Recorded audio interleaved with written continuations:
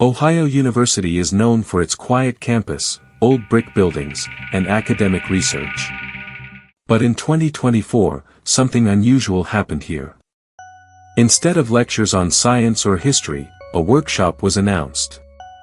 Not to prove the paranormal existed, but to document the experiences people could not explain. Students, locals, and even professors signed up. They believed they were coming to talk about ghosts. They didn't expect anything to respond. The workshop was held inside one of the university's oldest halls. A place with decades of history, and countless rumors. Chairs were arranged in a circle. No candles. No rituals. Just notebooks, recorders, and people ready to share what they had seen. The organizers made one rule clear. No exaggeration. No fiction. Only real experiences. The first speaker was a middle-aged man from rural Ohio. He lived alone, near forest land. He described hearing footsteps every night. Always stopping outside his bedroom door. When he opened it, nothing was there. One night, he placed flour on the floor. The next morning, footprints appeared. They were human. But too long, and too thin. Next, a college student spoke. She said it began during exam week. Late nights. No sleep.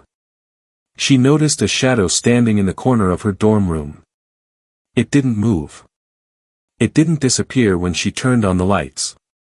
She said it felt like something was watching her think.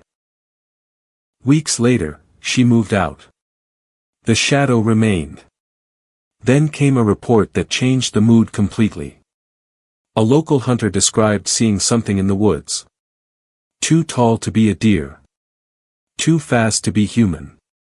Its eyes reflected light. But not like any animal he had ever seen. When asked to draw it, his hands were shaking. He refused to name it. He only said one thing. It knew I was watching. The workshop included audio evidence.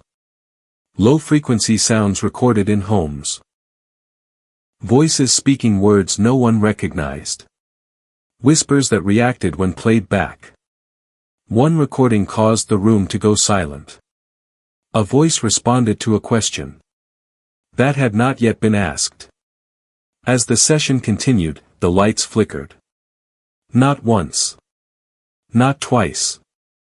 The temperature dropped suddenly. Phones lost signal. And someone whispered, even though no one was speaking. The organizers ended the workshop early. Officially, it was called a technical issue. Unofficially, no one wanted to stay. After the workshop, several participants reported new experiences. Nightmares. Unexplained sounds. A feeling of being followed. Ohio University never repeated the event. No official explanation was given. No denial either.